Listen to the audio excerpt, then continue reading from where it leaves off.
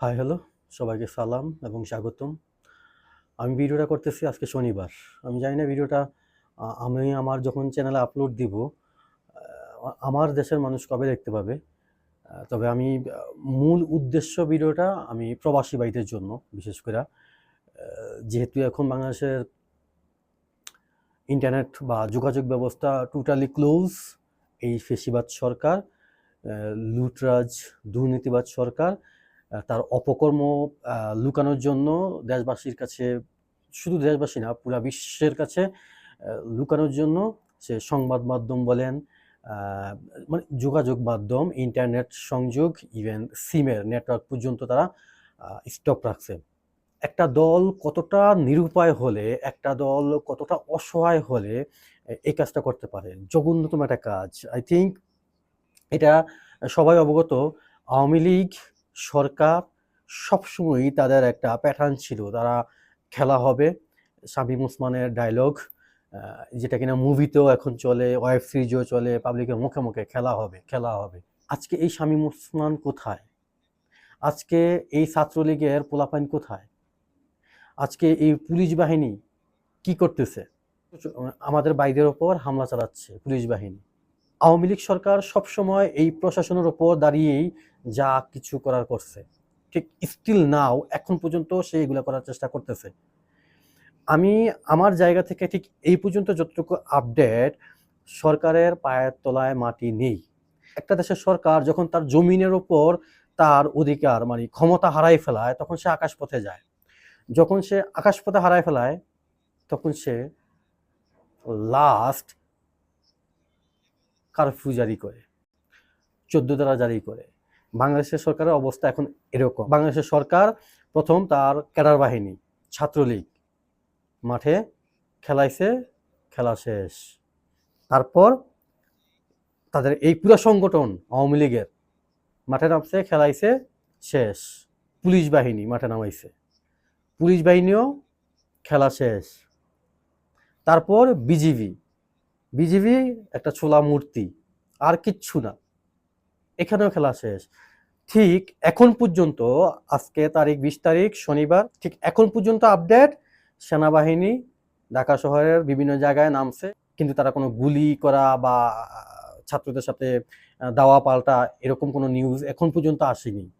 বিশেষ করে আমি যেই সূত্র থেকে নিউজগুলো নিচ্ছি, পিনাকি দাদা, তারপর সাংবাদিক শাহেদ আলম ভাই, তারপর ফেস দ্য পিপল, বিশেষ করে এই সংবাদ মাধ্যমগুলোর কাছ থেকে আমি যেই আপডেটগুলো পাচ্ছি, ঠিক এখন পর্যন্ত আর্মি তাদের অবস্থানে দাঁড়ায় আছে। তারা কয়েকটা গাড়ি, রিক্সা, বাইক এগুলো চেক করতেছে। শান্তিপূর্ণ আর্মিদের স্বভাব সুলভ যেরকম, ঠিক ওরকমই তারা আছে। তারা সরকারের পাচাটা পুলিশ বাহিনী না। তো যাই হোক, এরপরে কতটুকু কি হয় এটা আমি নিজেও জানি না, আপনাদেরকেও বলতে পারবো না, আপনারাও হয়তো বা জানেন না। বাংলাদেশে মূলত কি হচ্ছে, ঠিক রাইট নাও কি হচ্ছে, প্রতি মিনিটের খবরটা আমরা প্রতি মিনিটে পাচ্ছি না। একটা ঘটনা ঘটার হয়তো বা 2 ঘন্টা 3 ঘন্টা পর পাচ্ছি, তারপরও ওই নিউজটা আসলে কতটা সত্য সেটা নিয়ে একটু ডাউট থাকে। বাংলাদেশে ঠিক এইরকম একটা অবস্থায় বাংলাদেশের প্রবাসীরা, প্রত্যেকটা প্রবাসী ফোনের স্ক্রিনে একটাই নিউজ দেখার জন্য অপেক্ষা করতেছে, কখন বিজয়ের পতাকা হাতে ছাত্ররা মিছিল বের করবে, কখন বিজয়ের গান বাজবে, কখন নতুন সূর্য উদয় হবে, জাস্ট একটা নিউজের জন্য।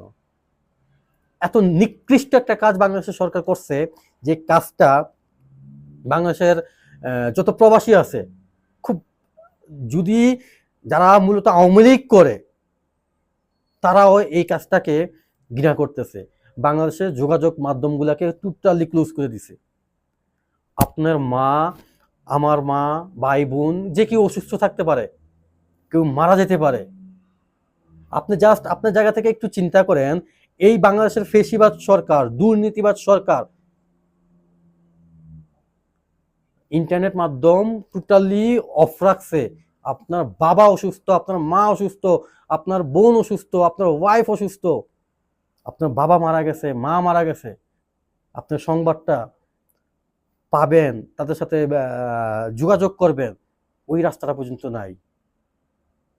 কতটা জঘন্যতম কাজ সে করছে বাংলাদেশ সরকার। আমরা প্রবাসীরা এর বদলা অবশ্যই নিব। আমরা যতদিন না পর্যন্ত এই শেখ হাসিনা সরকার তার গদিতে আছে, ততদিন পর্যন্ত আমরা ওয়াদা করব আমরা ব্যাংকের মাধ্যমে কোনো টাকা পাঠাবো না।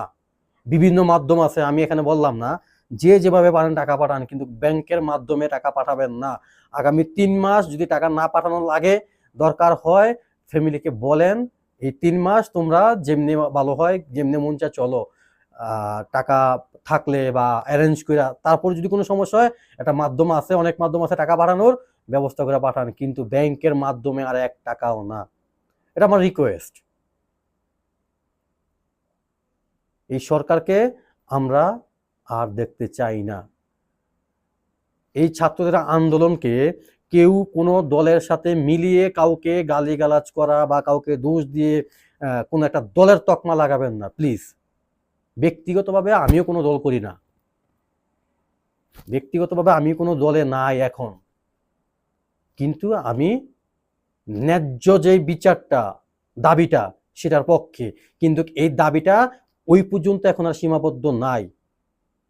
যদি এটা টেবিলে বসতে হয়, গোল টেবিলে বসতে হয়, তাহলে প্রত্যেকটা লাশ জীবিত করে তাদেরকে নিয়ে বসতে হবে। এটা এখন প্রত্যেকটা ছাত্রদের দাবি, প্রত্যেকটা মানুষের দাবি, চেতনাকামী জনগণের দাবি, অভিভাবকদের দাবি, প্রত্যেকটা সন্তানের বাবা মার দাবি, যেটা কিনা আমি ঠিক বুঝতে পারতেছি বাংলাদেশের প্রত্যেকটা জনগণ জেগে উঠছে।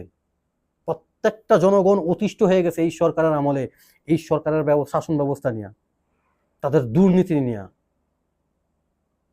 আমি সবার কাছে একটাই রিকোয়েস্ট করব, যে যেভাবে থাকেন আল্লাহর কাছে প্রার্থনা করেন আমাদের ছাত্রদের জয় ইনশাল্লাহ হবে।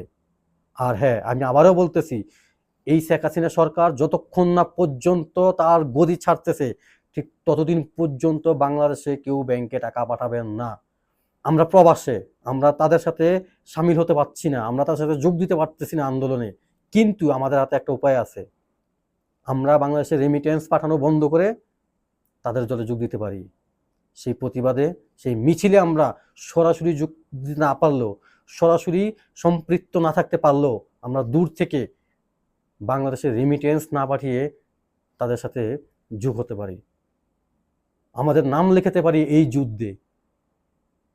আপনি নিজে খুব গর্ব করে বলতে পারবেন, অন্তত নিজেকে, কে আপনাকে কি বললো সেটা না, অন্তত নিজেকে বুঝাতে পারবেন এই যুদ্ধে আমিও ছিলাম, আমি রেমিটেন্স পাঠাইনি। সবাই ভালো থাকবেন, সুস্থ থাকবেন, দোয়া করবেন। আসসালামু আলাইকুম, টাটা।